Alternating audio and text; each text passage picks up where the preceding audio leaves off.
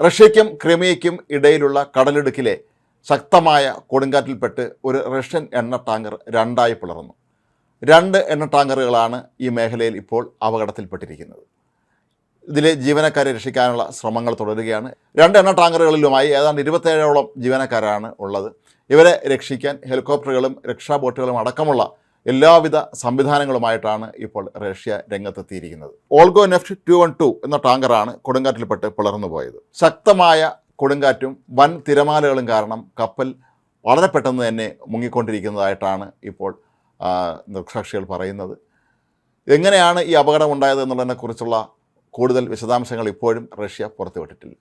അപകടത്തിൽപ്പെട്ട ടാങ്കർ 55 വർഷം പഴക്കമുള്ളതാണ് എന്നാണ് ഒടുവിൽ കിട്ടുന്ന വിവരം. നേരത്തെ ഇത് വലിയൊരു എണ്ണ ടാങ്കറായിരുന്നു. പിന്നീട് ഇതിനെ ചെറുതാക്കി വലിയ നദികളിലും അതുപോലെ കടലിലും ഒരേപോലെ ഉപയോഗിക്കാൻ കഴിയുന്ന തരത്തിലേക്ക് ഇതിനെ രൂപമാറ്റം വരുത്തിയിരുന്നു. പക്ഷേ അന്ന് ചെയ്തത് ഈ കപ്പലിനെ 2ആയി പിളർത്തിയതിന് ശേഷം പിന്നീട് അതിൻ്റെ ഭാഗങ്ങൾ അങ്ങോട്ടും ഇങ്ങോട്ടും മാറ്റി പുനഃപ്രതിഷ്ഠിക്കുകയായിരുന്നു. ഒരുപക്ഷെ അന്ന് വളരെ കൃത്യമായി ഇത് ചെയ്യാതെ ധൃതി പിടിച്ചാണ് ഈ കപ്പലിൻ്റെ ഈ ചെറുതാക്കൽ നിർമ്മാണ പ്രക്രിയ നടന്നത് എന്നാണ് ഇപ്പോൾ പലരും പറയുന്നത്. അതുതന്നെയാകാം ഒരുപക്ഷെ ഇത്തരത്തിലുള്ള ഒരു വലിയ അപകടത്തിലേക്ക് കൊണ്ടുവന്ന് എത്തിച്ചത് എന്നും കരുതപ്പെടുന്നുണ്ട്. കപ്പലിൽ ഏതാണ്ട് 10ഓളം ജീവനക്കാരെ ഇതിനോടകം തന്നെ രക്ഷപ്പെടുത്തി കഴിഞ്ഞു. 13 പേരാണ് ഇപ്പോഴും കപ്പലിൽ തുടരുന്നത്. കൂടാതെ ഈ കപ്പലിലെ 4 ജീവനക്കാർ കപ്പൽ പിളർന്നു മാറിയ സമയത്ത് കടലിൽ വീണു പോയിട്ടുണ്ട് എന്ന് പറയപ്പെടുന്നു. ഏതായാലും ഇവർക്ക് വേണ്ടി തിരച്ചിൽ തുടരുന്നുവെങ്കിൽ പോലും ഇവർ ജീവിച്ചിരിക്കാനുള്ള സാധ്യത കുറവാണ് എന്നാണ് ഇപ്പോൾ അന്വേഷണ സംഘം പറയുന്നത്. 2 കപ്പലുകളിലും 4000-ലധികം ടൺ അസംസ്കൃത എണ്ണയാണ് ഉള്ളത്. ഇത് മറ്റൊരു വലിയ വിപത്തിലേക്കാണ് വിരൽ ചൂണ്ടുന്നത്. ഒരുപക്ഷെ കപ്പൽ മുങ്ങുകയാണെങ്കിൽ ഈ 2 കപ്പലുകളിലും ഉള്ള അസംസ്കൃത എണ്ണ കടലിലാകെ പടരാനും ഇത് വൻതോതിലുള്ള പരിസ്ഥിതി നാശത്തിനും കാരണമാകുമെന്നാണ് കരുതപ്പെടുന്നത്. മാത്രമല്ല ഇതിന് സമീപ പ്രദേശങ്ങളിലുള്ള കടൽവെള്ളത്തിലൊക്കെ തന്നെ എണ്ണയുടെ അംശം കാണപ്പെടുന്നതായും സൂചനയുണ്ട്. ഈ അപകടത്തിൽപ്പെട്ട 2 കപ്പലുകളും എത്രയോ കാലങ്ങളായി കൃത്യമായ തോതിൽ അറ്റകുറ്റപ്പണി നടത്താതെയാണ് ഉപയോഗിച്ചിരുന്നത് എന്നാണ് പലരും ഇപ്പോൾ ചൂണ്ടിക്കാട്ടുന്നത്. അതുതന്നെയായിരിക്കാം ഒരുപക്ഷെ ഈ അപകടത്തിലേക്ക് ഈ കപ്പലിനെ കൊണ്ടുചെന്ന് എത്തിച്ചതും എന്നാണ് അവർ പറയുന്നത്. ശക്തമായ തോതിൽ തിരമാലകൾ ആഞ്ഞടിക്കുകയും കൊടുങ്കാറ്റെത്തുകയും ചെയ്തപ്പോൾ ഈ കപ്പലിൻ്റെ ഒരു ഭാഗത്തേക്ക് വലിയൊരു ദ്വാരം രൂപം കൊള്ളുകയും പിന്നീട് ഈ ദ്വാരത്തിലൂടെ അതിശക്തമായ തോതിൽ കടൽജലം ഇരച്ചു കയറുകയും അങ്ങനെ കപ്പൽ പിളർന്നു മാറുകയും ചെയ്തു എന്നാണ് ഇപ്പോൾ പ്രാഥമിക നിഗമനത്തിൽ നിന്ന് മനസ്സിലാക്കാൻ കഴിയുന്നത്.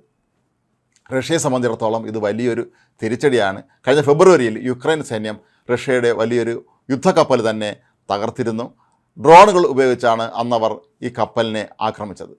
ഇക്കാര്യം ആദ്യം റഷ്യ സ്ഥിരീകരിച്ചിരുന്നില്ല എങ്കിലും പിന്നീട് ഏതാണ്ട് 30-ലധികം നാവികർ ഈ അപകടത്തിൽ കൊല്ലപ്പെട്ടു എന്ന് പിന്നീട് വാർത്തകൾ പുറത്തു വന്നിരുന്നു.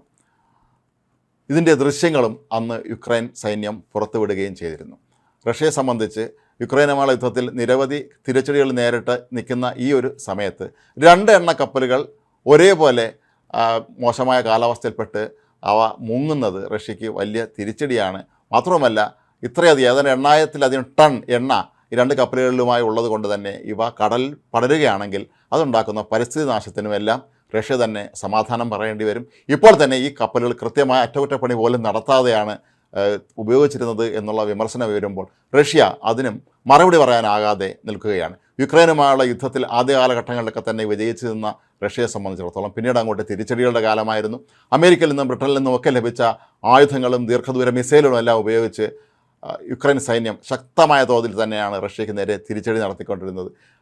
ഇതിനെ തുടർന്നാണ് റഷ്യ തങ്ങളുടെ ആണവായുധം മാറ്റുന്ന കാര്യത്തിൽ തീരുമാനമെടുത്തത്. ആണവായുധം സ്വന്തമായി ഇല്ലാത്ത രാജ്യത്തെ ആണവായുധം സ്വന്തമായുള്ള രാജ്യം സഹായിക്കുകയാണെങ്കിൽ ഇത് ഒരുമിച്ചുള്ള സംയുക്ത ആക്രമണമായി കണക്കാക്കി അവർക്ക് നേരെ ആണവായുധം പ്രയോഗിക്കാം എന്നുള്ള നിയമ ഭേദഗതിയാണ് റഷ്യയിൽ വരുത്തിയിരിക്കുന്നത്. എന്താണെങ്കിലും യുദ്ധത്തിൽ വലിയ തിരിച്ചടി നേരിട്ടുകൊണ്ടിരിക്കുന്ന ഒരു സന്ദർഭമാണ് റഷ്യയ്ക്കിപ്പോൾ. കൂടാതെ അവർക്ക് ഏറ്റവും സൗഹൃദമുള്ള സിറിയയിലും ഇപ്പോൾ ഭരണമാറ്റം സംഭവിച്ചിരിക്കുന്നു. അവിടുത്തെ ഏകാധിപതിയായ ഭരണാധികാരിക്ക് രാഷ്ട്രീയ അഭയവും കൂടെ നൽകേണ്ട അവസ്ഥ റഷ്യയ്ക്ക് വന്നു ചേർന്നിരിക്കുന്നു. ഇതിനിടയിലെല്ലാം തന്നെ കൂനിന്മേൽ കുരുപോലെ ആവുകയാണ് ഇപ്പോൾ ഈ ഒരു കപ്പൽ ദുരന്തവും.